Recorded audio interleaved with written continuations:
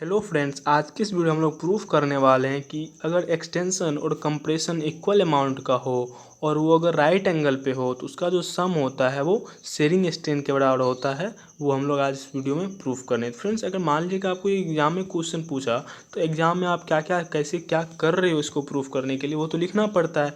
तो मैंने यहाँ पे आप लोगों के लिए यहाँ पे लिख दिया हूँ, ये सब इसको आप नोट कर सकते हो। मैं आपको ये जितना चीज़ लिखा हूँ वो फिगर के थ्रू समझा देता हूँ। ठीक है फ्रेंड्स, जैसा कि हम लोग आपको इमेजिन करना पड़ेगा यहाँ पे, क्योंकि मैंने यहाँ पे क्यूब नहीं बनाया। यहाँ पे क्यूब बनाता थोड़ा सा इतना, अगर मैं फिगर में करता क्यूब वाले फिगर में तो थोड़ा कंफ्यूजन बहुत ही ज़्यादा हो जाता है। इसलिए आप इमेजिन करो कि ए बी सी डी ये जो है ये एक क्यूब है। ए बी सी डी ये क्या है?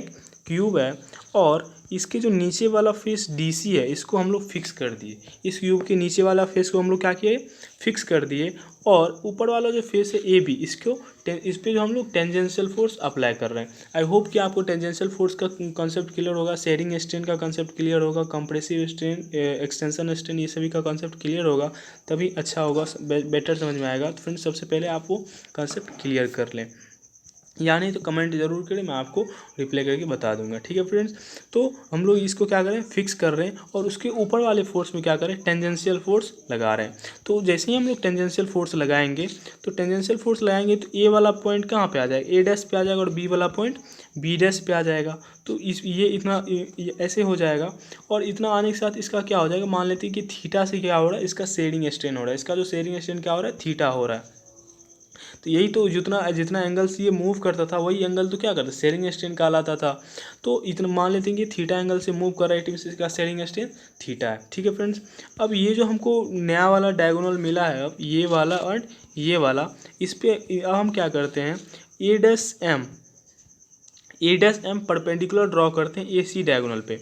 ए डैश एम परपेंडिकुलर ड्रॉ करते हैं ए सी डायगोनल पे। तो क्या हो जाएगा कि ए डैश सी जो है, ए डैश सी जो है ए एम सी के बराबर हो जाएगा।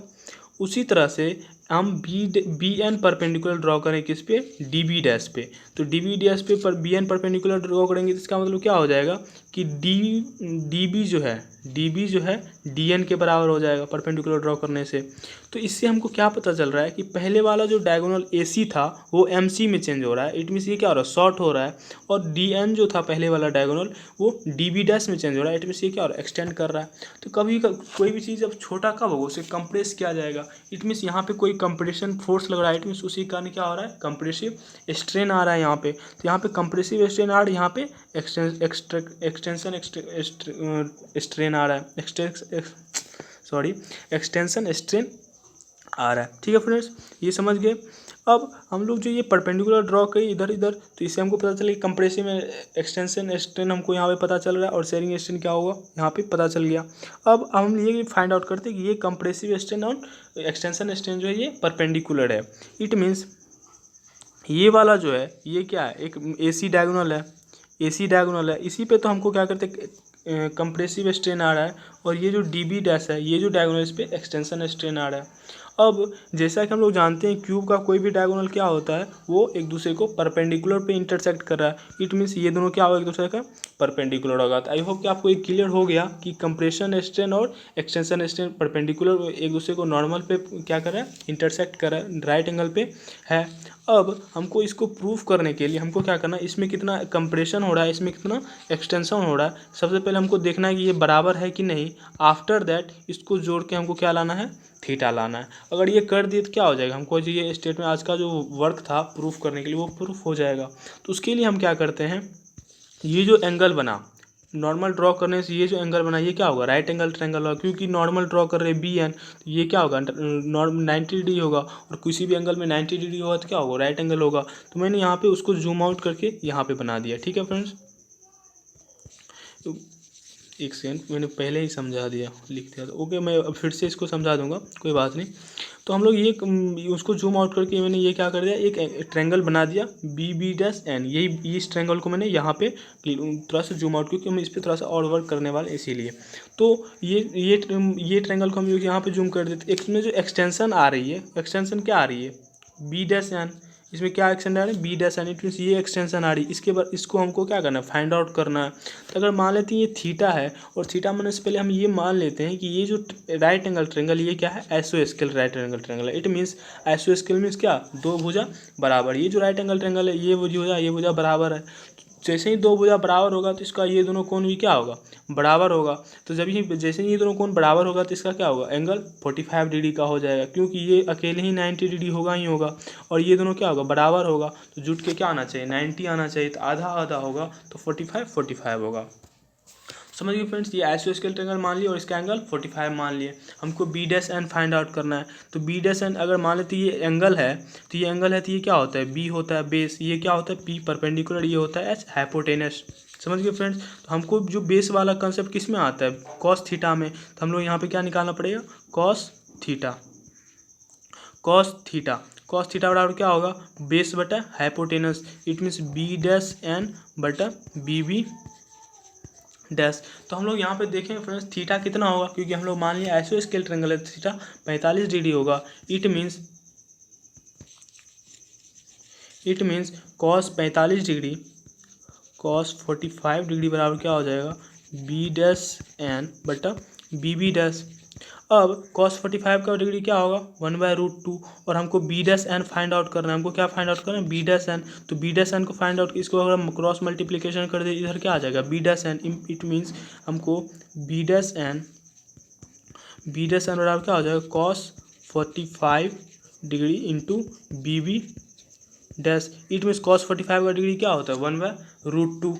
cos 45 का वैल्यू कितना होता है, 1/√2। तो इट मीन्स हमको बी डैश एन बराबर क्या आ जाएगा, बी बी डैश बटा √2। समझ गए फ्रेंड्स, हमको कितना एक्सटेंशन आ रहा है, बी बी डैश √2। समझ गए। यहाँ से हमको यहाँ पे देख सकते हैं, हमको यहाँ पे इस एक्सटेंशन कितना आ रहा है, बी एन बी डैश बराबर बी बी डैश √2।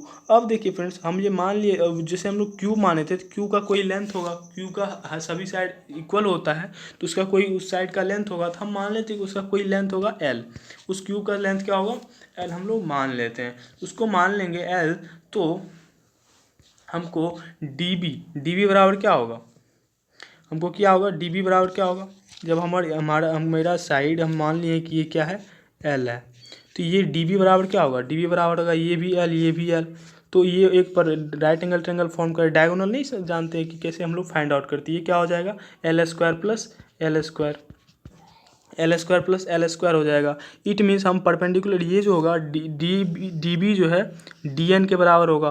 तो डी बी बराबर क्या होगा, L square plus L square, क्योंकि वो स्क्वायर होगा, वो फेस क्या होगा, स्क्वायर होगा। या स्क्वायर का क्या होता है, डायगोनल का होता है दोनों साइड के स्क्वायर का रूट अंडर। इट मीन्स दोनों साइड क्या होगा, L square plus L square का रूट अंडर। तो वो क्या हो जाएगा, हमको जो डायगोनल डी बी है वो क्या आ जाएगा, 2√L²। It means L√2।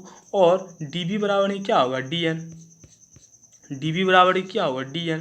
तो डी बी बराबर क्या होगा, डी एन। तो डी एन बराबर हमको निकल गया कितना, L√2 हमको डी एन निकल गया, और हमको ये एन बी डैश भी निकल गया कितना, बी बी डैश √2। समझ गए फ्रेंड्स।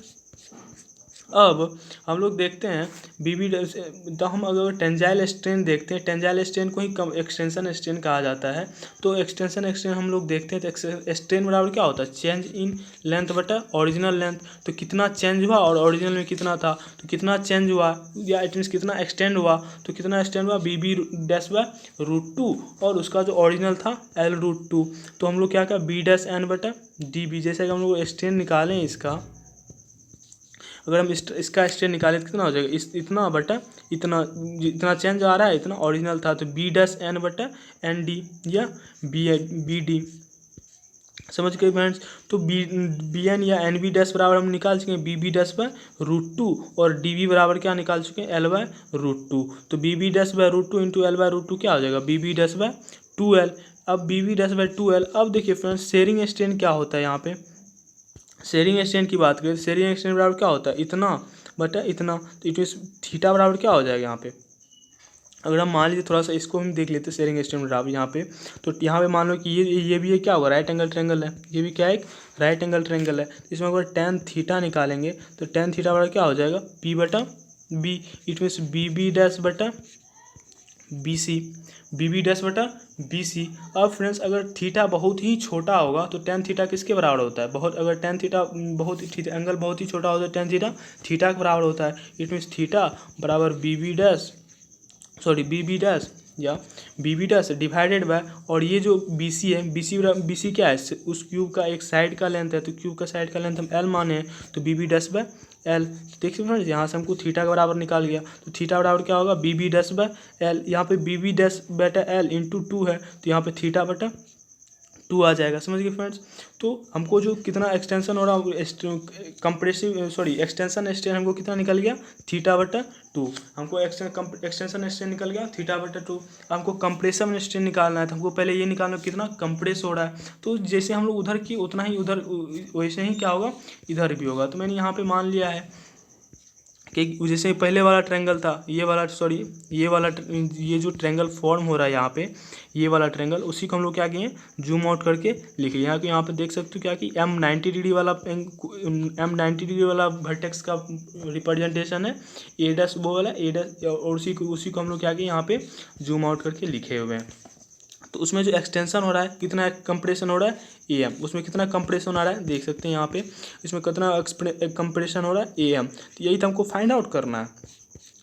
तो AM हमको निकालना है, तो AM बराबर क्या हो जाएगा, ये भी क्या है, कॉस बेस है, ये भी क्या है, बेस है। ये इसको भी हम मान लेते हैं क्या, एक आइसोस्केल ट्रायंगल है, ये भी कॉस 45 डिग्री का होगा। तो AM बराबर क्या हो जाएगा, AA डैश बाय √2। जैसे कि हम लोग उधर निकाले तो वैसे ही क्या होगा, यहाँ पे निकाल सकते हैं, आप निकाल सकते हो। तो जैसे उधर हम निकाले तो उधर भी इधर यहाँ पे भी क्या होगा, उतना ही होगा। तो इसमें अगर कंप्रेसिव स्ट्रेन निकाले तो कितना होगा, कितना कंप्रेस हो रहा है और ओरिजिनल कितना था, ये तो कंप्रेसिव स्ट्रेन बताएगा। तो कंप्रेसिव स्ट्रेन कितना हो जाएगा, ए डॉस कॉस 45 डिग्री या ए डैश बाय √2 लिख सकते हैं कॉस 45। जैसे हम लोग यहाँ पे देख चुके हैं, ए डैश बाय √2 होगा। यहाँ पे जैसे जिस तरह से निकाले वहाँ पे भी क्या होगा, वैसे ही निकलेगा। तो ए डैश कॉस 45 डिग्री पर क्या होगा, ए डैश बाय √2, और AC क्या है, डायगोनल है। AC क्या है, इस क्यूब का, जैसे यहाँ पे देख सकते हैं, इस क्यूब का क्या है, इस फेस का डायगोनल आप मान सकते हो। AC क्या है, इसका डायगोनल। तो डायगोनल बराबर क्या होगा, इसका स्क्वायर प्लस इसका स्क्वायर का रूट अंडर। तो क्या हो जाएगा, L√2। जैसे कि हम लोग ऊपर निकाले हैं डायगोनल का वैल्यू, तो क्या हो जाएगा, ए डैश बटा √2 इंटू L√2 AC का वैल्यू। इसको मल्टीप्लाई करें तो क्या हो जाएगा, ए डैश बटा 2L। अब यहाँ पे ए डैश बाय L क्या हो जाएगा, थीटा को रिप्रेजेंट करेगा, शेडिंग स्ट्रेन को रिप्रेजेंट करेगा। कैसे देख सकते हैं, यहाँ पे अगर हम इस साइड अगर टेन थीटा फाइंड आउट करें तो टेन थीटा बराबर क्या हो जाएगा, ए डैश बटा AD। अब थीटा अगर टेन थीटा बहुत ही स्मॉल होगा तो टेन थीटा किसके बराबर होगा, थीटा के बराबर। इट मीन्स थीटा बराबर क्या हो जाएगा, ए डैश बटा AD। तो यहीं पर क्या हो जाएगा, और AD बराबर क्या है, L। AD बराबर क्या है, L। ये AD जो है ये क्या है, साइड ऑफ क्यूब है। इट मीन्स थीटा बराबर क्या हो जाएगा, ए डैश बटा L। अब हम यहाँ पे देखें तो हमको क्या आ गया, ए डैश बटा L। तो ए डैश बटा L क्या होगा, थीटा। तो यहाँ पे भी क्या आ जाएगा, थीटा बाय 2। तो कंप्रेसिव स्ट्रेन कितना आ गया, थीटा बाय 2, और टेंजाइल स्ट्रेन या एक्सटेंशन स्ट्रेन कितना आ गया, theta by 2। First of all ये हम लोग पहले ही देख चुके थे कि कंप्रेसिव स्ट्रेन और एक्सटेंशन स्ट्रेन कैसे परपेंडिकुलर है। तो एक पॉइंट तो वो क्लियर हो गया। अब यहाँ पे देख सकते हैं कि compressive strain and tensile strain क्या है, इक्वल है।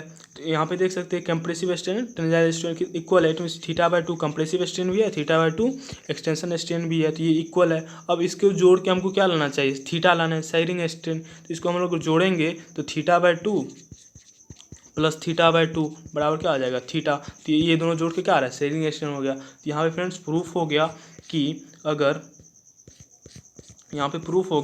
अगर extension and compression equal and right angle पे हो, दोनों इक्वल और दोनों के बीच का एंगल 90 डिग्री हो, तो उसका सम शेयरिंग स्ट्रेन के बराबर होता है। आई होप कि फ्रेंड्स ये प्रूफ समझ में आ गया होगा। फिर मिलते हैं नेक्स्ट वीडियो में। Thank you so much for watching this video.